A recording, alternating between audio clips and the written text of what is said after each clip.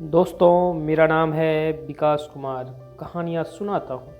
कहानियों के इस पेशकश में मैं आपको सुनाने जा रहा हूँ मुंशी प्रेमचंद के द्वारा लिखी अनमोल कहानियों का एक हिस्सा, घर जमाई, जिसकी पहली भाग हमने पहले ही अपलोड कर दिया है। उसके दूसरी भाग में आज हम प्रवेश करना चाह रहे हैं। आपने अगर पहली भाग को नहीं सुना है तो पहले आप पहली भाग को सुने, उसके बाद ही आप दूसरे भाग को सुने, ताकि आपको कहानियाँ सही से समझ आएगी। तो हम समय का ख्याल रखते हुए कहानियों को शुरू करना चाहते हैं। हरिधन भी परा अंदर ही अंदर सुलग रहा था कि दोनों साले बाहर आए और बड़े साहब बोले, भैया उठो, तीसरा पहर ढल गया, कब तक सोते रहोगे, सारा खेत पड़ा हुआ है। हरिधन चट उठ बैठा और तीव्र स्वर में बोला, क्या तुम लोगों ने मुझे उल्लू समझ लिया है? दोनों साले हक्का बक्का हो गए। जिस आदमी ने कभी जबान नहीं खोली, हमेशा गुलामों की तरह हाथ बांधे हाजिर रहा, वह आज एकाएक इतना आत्म अभिमानी हो गया। यह उनको चौंका देने के लिए काफ़ी था। कुछ जवाब ना सूझा। हरिधन ने देखा इन दोनों के कदम उखड़ गए हैं, तो एक धक्का और देने की प्रबल इच्छा को ना रोक सका। उसी ढंग से बोला, मेरी भी आंखें हैं, अंधा नहीं हूँ, ना बहरा ही हूँ। छाती फाड़ कर काम करूँ और उस पर भी कुत्ता समझा जाऊँ, ऐसे गधे कहीं और होंगे। अब बड़े साले भी गरम पड़े। तुम्हें किसी ने यहाँ बांधा तो नहीं रखा? अब की हरिधन लाजवाब हुआ। कोई बात ना सूझी। बड़े ने फिर उसी ढंग से कहा, अगर तुम यह चाहो कि जन्म भर पाहुने बने रहो, तो आदर सत्कार होता रहे, तो ये हमारे बस की बात नहीं। हरिधन ने आंखें निकाल कर कहा, क्या मैं तुम लोगों से कम काम करता हूँ? बड़े ने बोला, ये कौन कहता है? हरिधन, तो तुम्हारे घर की यह नीति है कि जो सबसे ज़्यादा काम करे वही भूखे मारा जाए। बड़े ने कहा, तुम खुद खाने नहीं गए, कोई तुम्हारे मुंह में कोर डाल देता? हरिधन ने होंठ चबाकर कहा, मैं खुद खाने नहीं गया, कहते तुम्हें लाज नहीं आती?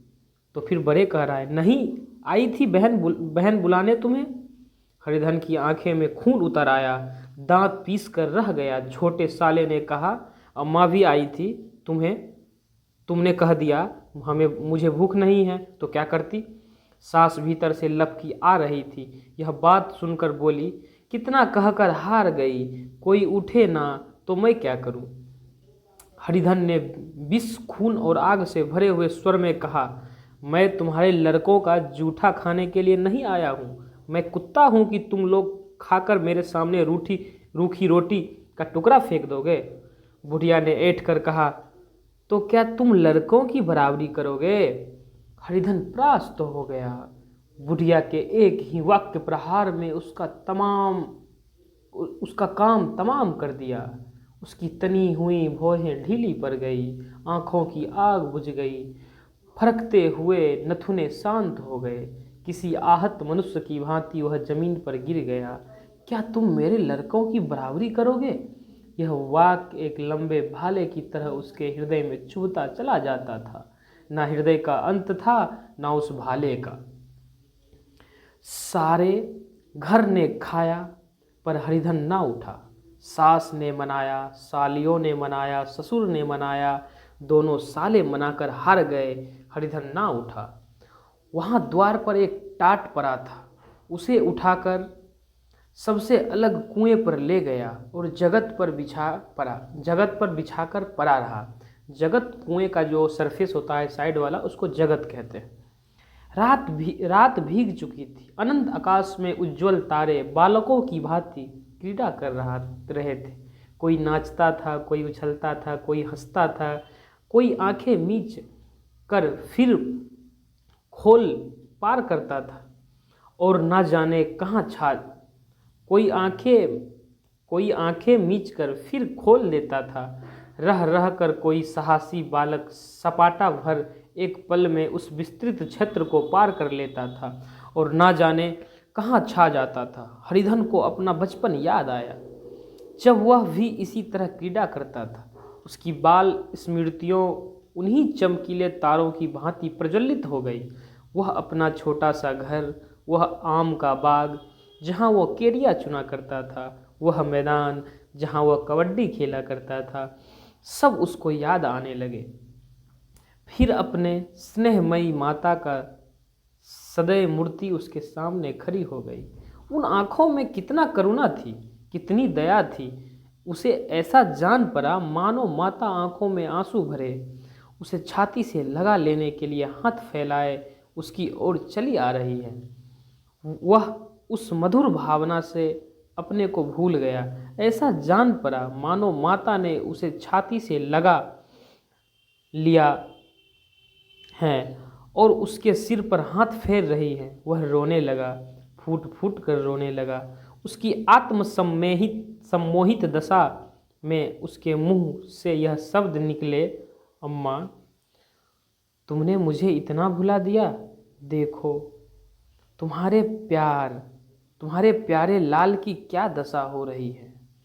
कोई उसे पानी का भी नहीं पूछता। क्या जहाँ तुम हो वहाँ मेरे लिए कोई जगह नहीं। सहसा गुमानी ने आकर पुकारा, क्या सो गए तुम? ऐसी भी क्या राक्षसी नींद चलकर खा क्यों नहीं लेते? कब तक कोई तुम्हारे लिए बैठा रहे? हरिधन उस कल्पना जगत से क्रूर प्रत्यक्ष में आ गया। वही कुएं की जगत थी, वही फटा हुआ टाट, और गुमानी सामने खड़ी कह रही थी, कब तक कोई तुम्हारे लिए बैठा रहे। हरिधन उठ बैठा, मानो तलवार म्यान से निकालकर बोला, भला तुम्हें मेरी सुध तो आई? मैंने तो कह दिया था कि मुझे भूख नहीं है। गुमानी ने कहा, तो कितने दिन तक ना खाओगे? अब हरिधन बोल रहा है, अब इस घर का पानी भी ना पीऊँगा। तुझे मेरे साथ चलना है या नहीं? दृढ़ संकल्प से भरे हुए इन शब्दों को सुनकर गुमानी सहम उठी। बोली, कहाँ जा रहे हो?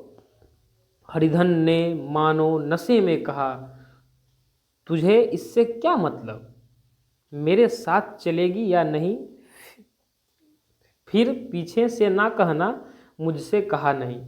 गुमानी आपत्ति के भाव से बोली, तुम बताते क्यों नहीं कहाँ जा रहे हो? फिर हरिधन ने कहा, तुम मेरे साथ चलेगी या नहीं? उसके बाद फिर गुमानी बोल रही है, जब तक तुम बता न दोगे मैं ना जाऊंगी। तो फिर हरिधन कह रहे हैं, तो मालूम हो गया कि तू जाना नहीं चाहती। मुझे इतना ही पूछना था, नहीं तो अब तक मैं आधी दूर निकल गया होता। यह कहकर उठा, अपने घर की ओर चला। गुमानी पुकारती रही, सुन लो सुन लो, पर उसने फिरकर ना देखा। 30 मील की मंजिल हरिधन ने 5 घंटों में तय की। जब वह अपने गांव की अमराइयों के पास पहुंचा तो उसकी मातृभावना उषा की सुनहरी गोद में खेल रही थी। उन वृक्षों को देखकर उसका विहल हृदय नाचने लगा। मंदिर का सुनहरा कलश देखकर वह इस तरह दौड़ा जा रहा था मानो उसकी माता गोद फैलाए उसे बुला रही हो।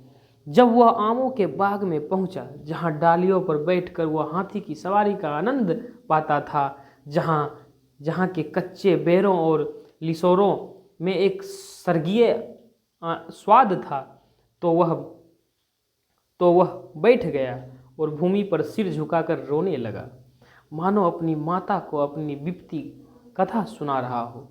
वहाँ की वायु में, वहाँ के प्रकाश में मानो उसकी विराट रूपनी माता व्याप्त हो रही थी। वहाँ की अंगुल अंगुल भूमि माता के पद चिन्हों से पवित्र थी। माता के स्नेह में डूबे हुए शब्द अभी तक मानो आकाश में गूंज रहे थे। इस वायु और इस आकाश में ना जाने कौन सी संजीवनी थी जिसने उसे शोकार्त हृदय से फिर बालोत्साह से भर दिया। वह एक पेड़ पर चढ़ गया और उधर से आम तोड़कर खाने लगा। सास के वह कठोर शब्द, स्त्री का निष्ठुर आघात, वह सारा अपमान उसे भूल गया। उसके पांव फूल गए थे, तलवों में जलन हो रही थी, पर इस आनंद में उसे किसी का बात ध्यान न था। सहसा रखवाले ने पुकारा, वह कौन ऊपर चढ़ा है रे? उतर अभी, नहीं तो ऐसा पत्थर खींचकर मारूंगा कि वहीं ठंडे हो जाओगे। उसने कई गालियां भी दी। इस फटकार और इन गालियों में इस समय हरिधन को अलौकिक आनंद मिल रहा था। वह डालियों में छिप गया, कई आम काट काट नीचे गिराए और जोर से ठट्ठा मार हंसा। ऐसी उल्लास भरी हंसी उसने बहुत दिनों से ना हंसी थी। रखवाले को यह हंसी परिचित मालूम हुई, मगर हरिधन यहाँ कहाँ, वह ससुराल की रोटियां तोड़ रहा है। कैसा हंसौड़ा था, कितना चिलबिला, ना जाने बेचारे का क्या हाल हुआ। पेड़ की डाल से तालाब में कूद पड़ता था। अब गांव में ऐसा कौन है? डांटकर बोला, वहां से बैठे बैठे हंसोगे तो आकर सारी हंसी निकाल दूंगा, नहीं तो सीधे उतर जाओ। वह गालियां देता जा रहा था कि एक गुठली आकर उसके सिर पर लगी। सिर सहलाता हुआ बोला, यह कौन शैतान है? नहीं मानता? ठहर तो मैं आकर तेरी खबर लेता हूँ। उसने अपनी लकड़ी नीचे रख दी और बंदरों की तरह चटपट ऊपर चढ़ गया। देखा तो हरिधन बैठा मुस्कुरा रहा है। चकित होकर बोला, अरे हरिधन, तुम यहाँ कब आए? इस पेड़ पर कब से बैठे हो? दोनों बचपन से सखा वहीं गले मिले। यहाँ कब आए? चलो घर चलो। भले आदमी, क्या वह आम भी मैस्मर होते थे। हरिधन ने मुस्कुराकर कहा, मंगरू, इन आमों में जो स्वाद है वह कहीं के आमों में नहीं। गांव का क्या रंग ढंग है। मंगरू, सब चैन चान है भैया। तुमने तो जैसे नाता ही तोड़ लिया। इस तरह कोई अपना गांव छोड़ देता है। जब से तुम्हारे दादा मरे सारी गृहस्थी चौपट हो गई। 2 छोटे छोटे लड़के हैं, उनके किए क्या होता है? हरिधन कहता है, अब उस गृहस्थी से क्या वास्ता है भाई? मैं तो अपना ले दे चुका। मजूरी तो मिलेगी ना? तुम्हारी गैया ही चरा दिया करूँगा, मुझे खाने को दे देना। मंगरू ने अविश्वास भाव से कहा, अरे भैया कैसी बात करते हो? तुम्हारे लिए जान हाजिर है। क्या ससुराल में ना रहोगे? कोई चिंता नहीं, पहले तो तुम्हारा घर ही है ना, उसे संभालो। छोटे छोटे बच्चे हैं, उनको पालो। तुम नई अम्मा से नाहक डरते थे, बड़ी सीधी है बेचारी, बस अपनी माँ समझो। तुम्हें पाकर तो वह निहाल हो जाएगी। अच्छा, घरवाली को भी लाओगे? किसने? मंगरू ने पूछा। अच्छा, घरवाली को भी लाओगे? हरिधन ने कहा, उसका अब मुंह न देखूंगा, मेरे लिए वह मर गई। मंगरू, तो दूसरी सगाई हो जाएगी। अब की ऐसी मेहरिया ला दूंगा कि उसके पैर धो धो पियोगे।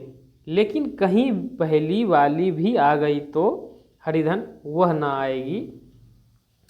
हरिधन अपने घर पहुंचा तो दोनों भाई भैया आए कहकर भीतर दौड़े और माँ को खबर दी।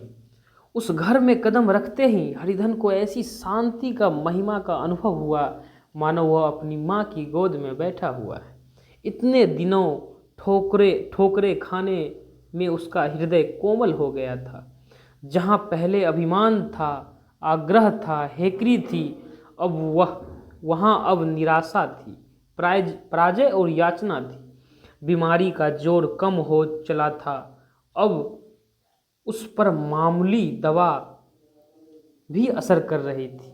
किले की दीवारें छिद चुकी थी, अब उसमें घुस जाना असाध्य न था। वही घर जिससे वह एक दिन विरक्त हो गया था, अब गोद फैलाए उसे आश्रय देने को तैयार था। हरिधन का निर्वल्लम मन यह आश्रय पाकर मानो तृप्त हो गया। शाम को बिमता ने कहा, बेटा तुम घर आ गए, हमारे धन्य भाग। अब इन बच्चों को पालो। माँ का नाता ना सही, बाप का नाता तो है ही। मुझे एक रोटी देना, खाकर एक कोने में पड़ी रहूँगी। तुम्हारी अम्मा से मेरी बहन का नाता है, उस नाते से तुम मेरे लड़के होते हो। हरिधन ने मातृ बिहल आंखों में बिमता के रूप में अपनी माता के दर्शन किए। घर के एक एक कोने में मातृ स्मृतियों की छटा चांदनी की भांति छिटकी हुई थी। बिमता का प्रौढ़ मुखमंडल भी उसी छटा से रंजित था। दूसरे दिन हरिधन फिर कंधे पर हल रखकर खेत की ओर चला। उसके मुख पर उल्लास था और आंखों में गर्व। अब किसी का आश्रित नहीं, आश्रयदाता था। किसी के द्वार का भिक्षुक नहीं, घर का रक्षक था। एक दिन उसने सुना गुमानी ने दूसरा घर कर लिया। माँ से बोला, तुमने सुना काकी, गुमानी ने घर कर लिया। काकी ने कहा, घर क्या कर लेगी, ठट्ठा है।